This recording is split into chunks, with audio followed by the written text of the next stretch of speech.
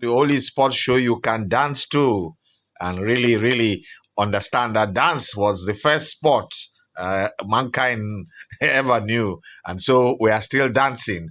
And one who is really dancing, and yesterday she had the cause to dance because she delivered when it mattered and when she was in charge. But as I say, that's a journey which has turned to another journey. And just like the president of Nigerian Football Federation was busy counting his blessings in Abuja, telling us of the best ever outing of the Super Falcons, we also had a member of his committee in Lagos attracting the creme de la creme of Nigerian sports women and sports leaders at the beautiful Radisson in the heart of Ikeja to toast to not only the times past, but the times ahead. Bonjour, Aisha Falode. Hello, the master, Monsieur Mitchell Obi. Ça va? Ça va bien, merci. Yes. Thank you for showing up at the Radisson yesterday. I want to also thank everybody that made time to come. All those who have had influence on me at one time or the other, who were who served as they inspired me, they mentored me. You are one of them. In fact, I started with you at AIT, and I learned so much at the fountain of your reservoir of the vast knowledge that you have about Nigerian sport, African sports, and global football, especially. You had the past president, FIFA council member, member of the executive committee of CAF. Amaju Pinnicky was there. The past vice president, first vice of the NFF, Barrister Keomi was there. The big sheikh, the one they call the mathematical, he was also there. Big Larry, the founder of Brilla Group, he was there. All the sports editors. And of course, the women who are coming after me, they were all there to show their support. And it was a thank you gathering. Thank you, because when I started as the chairperson of the Nigeria Women's Football League, these were the people who gave me all the support. They gave me that feeling that we will support your program as long as you do well and represent us well. You can be sure that we will give you all the necessary space for the expression and visibility that you have for your programs. It was now time for me yesterday to come back to say thank you. You sent me on an errand. This is how I delivered your message. You are here to judge me. You are here to rate me, and it was just a gathering to render my stewardship to that constituency, a very important constituency to the growth and development of football anywhere in the world, and that is the media. And it was a beautiful gathering yesterday. Yes, and I enjoyed the tea. after the planting, you go for the harvest. But beyond this harvest, you are still involved, and the president of Nigerian Football Federation has told us that he wants to see the Falcons reclaim their #1 title, and also wants to see them qualify for the Olympics. You are the chairman. Yes, I won't use chairperson. I'm not. I won't be gender friendly. This one. You are the chairman of the women's committee. Yes, chairman of the women's committee. And what you can do briefly, because I know you have to go back to your gym. Yes, this is a president who recognizes capacity, who recognizes hard work. In fact, he pushes for and gives you the platform.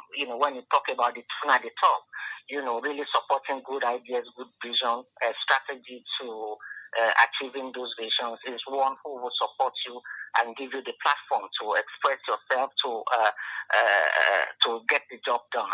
Remember, this is a president who is not only gender friendly; he has diversified the color of the executive committee. Where you used to have only one woman, which was me, now you have 3. that is inclusivity, which FIFA itself is preaching about. They had the table and the tone of conversation around the women's game or around football in governance and in leadership has to be diverse. It has to include, all kinds, every shade of idea. And women are an integral, and sensitive part of governance and leadership now. So he has keyed into that vision of Gianni Infantino. There are 3 women on the board now. And remember, the most powerful committee, even in the NFF, is being headed by a woman, the referees committee. So we must applaud Alhaji Ibrahim Gusau for that. I like you said it's the most powerful committee.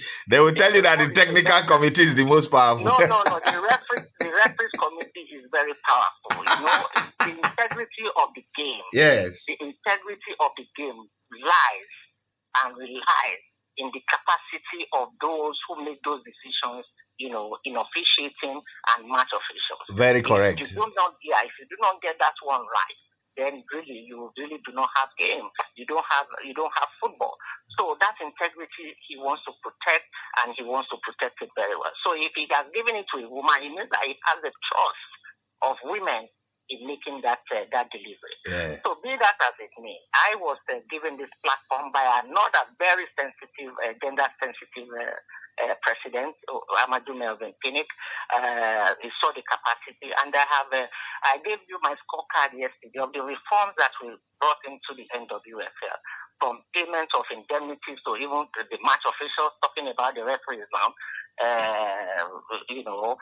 having a steady calendar, upholding, introducing prize money, dividing the league into 3 where you used to have 2, so everybody can, get their own category of having, a relationship with the game and growing the participation.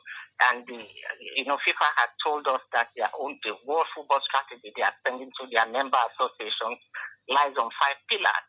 That is to develop and grow the game, to show the best of the game, so that you can have a platform to communicate and commercialize this game. While you are showcasing, you must also create pathways for those who are not the best to still continue to have, their own space to still play the game and grow participation. And they also said, which is why I'm commending Gusau, that governance and leadership has to be diverse. It has to be inclusive. And then you have the commercial aspect of it. You must have how you communicate, how do you showcase this game to attract sponsorship, to attract the eyeballs, which is what FIFA did with the last World Cup. Infantino said when he wanted to take the World Cup to Australia, he was virtually the only one, perhaps with the women, who voted to take the World Cup to Australia. People were saying nobody will watch this World Cup. The time zones are crazy. In fact, this is the end of the world. When he wanted to increase the participation money for women, they said the FIFA will go bankrupt. These women, they cannot make profit from the World Cup. But he was convinced, by the power of the women, the ideas they sold to him, that this is a World Cup that can not only break the numbers when it comes to viewership and broadcast. Even when Europe was saying they are not paying, they were offering peanuts for the broadcast rights. He told them they won't see the World Cup. He withdrew the rights and told them. They quickly came back to negotiating table. At the time the World Cup was at the second round, they had made over $580-something million in women's football. So by the time they do their calculations and begin to run, the inventory of what the World Cup in Australia gave to them, I'm sure they will hit a $1 billion mark. The broadcast rights crazy. The viewership that they said nobody will watch when it was the best ever. The numbers were outnumbered the previous World Cup in fans that everybody thought was the best. So you see, when you are convinced about things, which I'm talking about reforms now, people should be ready to embrace reforms. When we said to the club managers, you cannot be owing your players 8 months, 10 months without paying. If you do that, any player you owe for 3 months, he's a free agent. He's free to move to another club. And if you cannot play your player, you have no business in the playing in the Premier League. We have had clubs that we had to pay for them to go and turn on matches. We have had clubs we had to pay for them for the medical of their players. We have had clubs that we have to repair even their transportation to go to matches. Yes. So then the prize money was there. We organized training for media men because we understood the power of the media in the success of any game. We had trainings for I hope your colleagues will also understand the power of the media. That they need to talk when they are supposed to talk. That the media is a partner, and hand in hand, the game cannot move like a bicycle. You need to get the media totally involved. But sometimes they think they are doing the media a favor. They don't know they are doing themselves a good favor when they decide not to talk to the media. But it's good, Mamasports, as I love to call you, to have seen what you have done. They say to all things, give thanks. And you have done that. And we can only say that you continue in your stride. But for the first time since the Champions League for the women started, Nigeria will not be going there. How does that make you feel?